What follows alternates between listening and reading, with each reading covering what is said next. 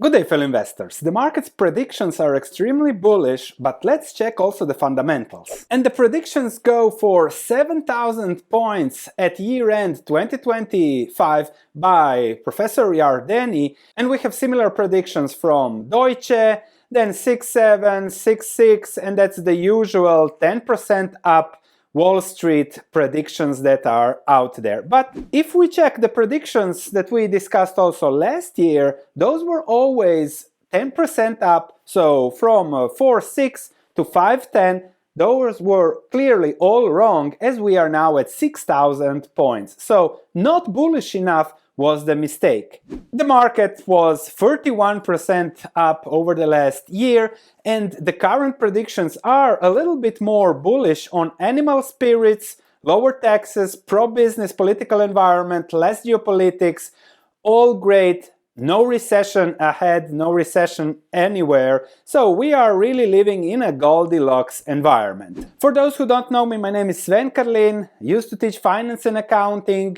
did a Ph.D. on a fundamental stock market risk model, and that's exactly what we are going to discuss today. The fundamentals, human psychology, and how that results in what we are seeing now and what we might see in the future. Let's dig into the earnings. The best way to look at earnings is the FactSet earnings report. This is the last one available, and 95% of S&P 500 companies reported earnings. This was the fifth straight quarter of year-over-year earnings growth, and earnings over the year grew this quarter 5.8%. That's a very important number, as you will see. Nothing wrong. Forward P ratio still on the exuberant forward earnings is 22. But when I look at the real numbers, of course, you see the S&P 500 following those forward earnings, a little bit more exuberant here, and then we had a crash. And now again,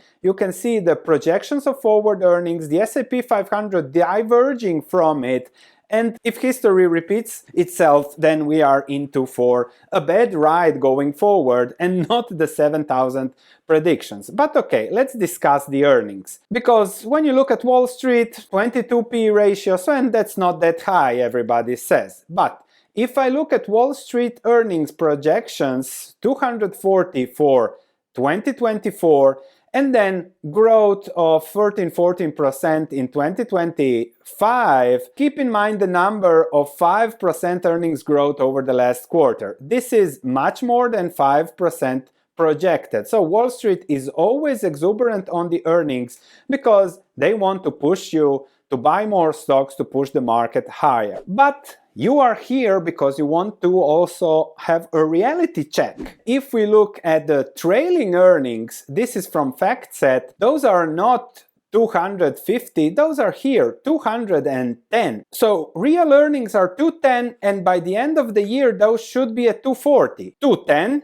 240. I don't know whether I have some psychological problems at reading numbers, or is Wall Street telling me a story that isn't there? Anyway, if I go to multiple and look at the as reported earnings, not adjusted, not nothing, for the last quarter when we have all the earnings there, the current earnings are 196.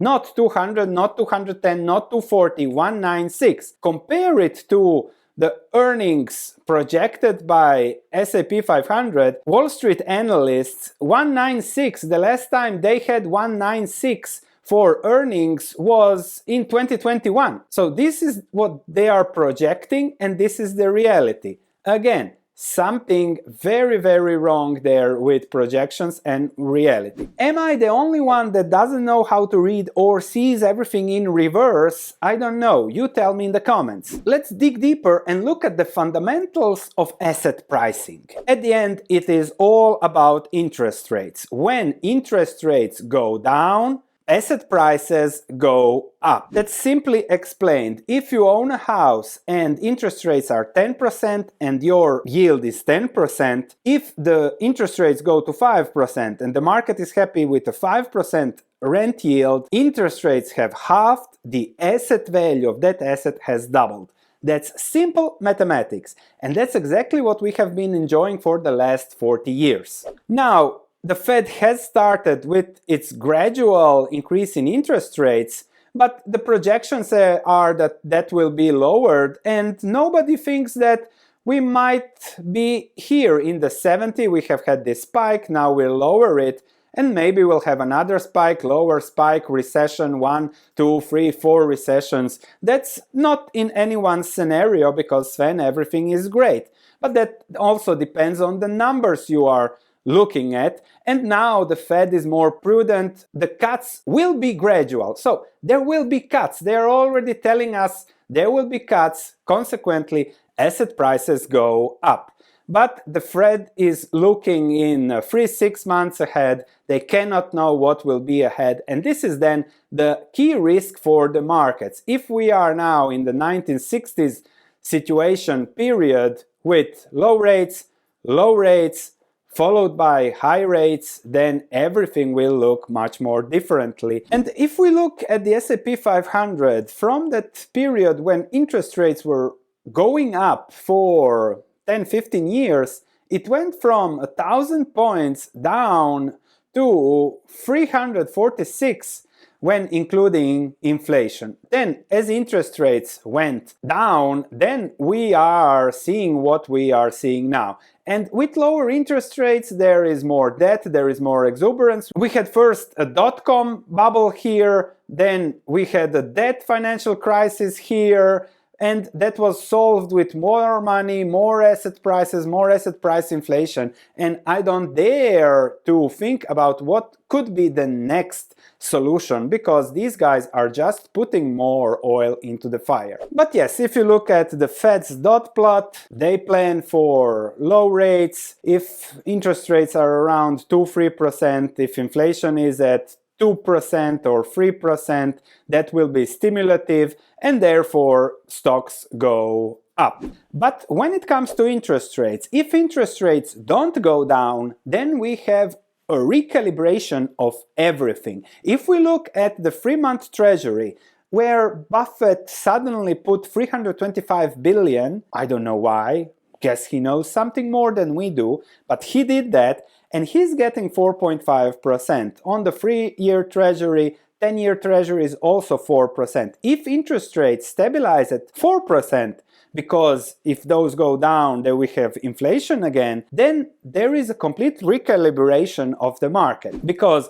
compare the 3-month treasury that you get risk-free every 3 months, you get your cash with your interest, compare it to the earnings yield of the S&P 500. It is 3.26. So you're getting, apart from the growth, more money from treasuries risk-free than from equities. That's historically never been the case. Stocks always traded at a premium. So if we have treasuries at 4, stocks should trade at 6%. What happens if the S&P 500 yield goes to 6% from 3%? Well, mathematics, 50% crash just from a recalibration of the financial environment's situation.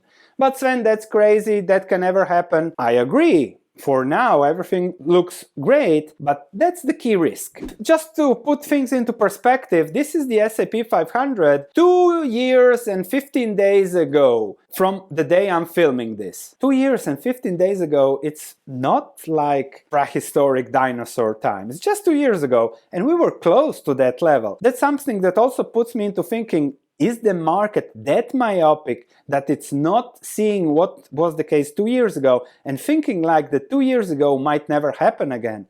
Well, that's the market. It wouldn't be the first time in history that the market thinks like that. Sven, this time it's different, right? We'll never again have a recession because the Fed has it under control. Business will boom, Trump will lower taxes, improve everything, everyone will make more money, everyone will get richer. Deficits don't matter, Sven. Modern monetary theory, 3, 4, whatever, you can just print out your way of debt. Nobody will get affected. It's a free lunch in economies. And therefore stocks will do 10 to 20% per year. No worries, Sven. And at the end, to conclude, Sven, you are the idiot, the stupid one that isn't long Bitcoin. Even Trump is long Bitcoin. If the president is, it must be a value. And yes, it might be different this time. And exactly because of that rationale, We are seeing this 400% up in the market, and 114, that's a slight dip, and now we are 60% up, and this just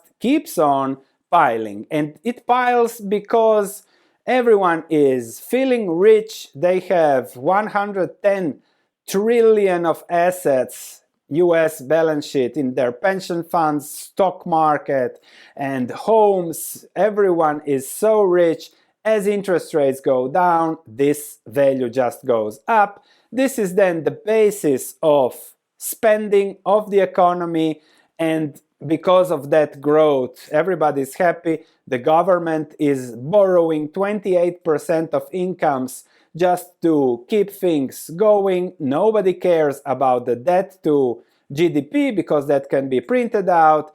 Inflation was out of control. Now it has been lowered, but I see shelter is still high, dining is still there. Just the core goods, food at home because of the food cycle has reverted, and energy because of oil. If those things just come back across the cycle, we are at 6%, and that is then recalibration of everything. But this time is different, I agree. However, there is always something that always comes unannounced when it comes to investing, finance, financial markets, economics. And those are shocks. Shocks that break the weakest link, and then you are in trouble. What can happen? We can have a recession, bad year after a great one, oil prices up to 100, inflation is back, bond rates going up because somebody sees the craziness in deficits and the craziness in the reaction of the Fed. Whenever there is a shock, what do? They print more, even when it is not necessary. They just print more money. They keep a stimulative economy, so everyone holding bonds is not getting any real returns. If you measure inflation correctly, you're losing purchasing power by buying bonds, and there is a 140 trillion bond market in the world, and the guys owning these bonds are suckers, our pension funds, because it's not logical to do that. Short term, 3 months like Buffett, yes. Long term, no, and we'll discuss this next Thursday, the risk and reward of bonds. But for now, everything looks good, everyone is rich, and Sven is the boring guy at the party discussing the fundamentals and the risks. When it comes to when, how, why will these shocks come, that's impossible for me to predict. I just know the risks, the fundamentals, I compare the price to that, and decide whether that is something for me or not. What if things change? Is the benefit worth for me to just chase those stocks going up or not? As would Warren Buffett say, only when the tide goes out you discover who has been swimming naked. The tide has been a high one since 1981 with minimal shocks in 2007, but the big one is still there. I sincerely hope that the risks we mentioned never materialize, even if sooner or later in history that always happened, but everyone is enjoying their life, everyone is partying, everyone is getting richer, and let's just hope it stays like that. In the meantime, we'll keep investing, value investing, be uncorrelated from the market, do our thing. If the risk materialize, we will do great. If the risks don't materialize, everyone will get rich, we will also do good, and that's the story of value investing. Thanks for watching, I'll see you in the next video.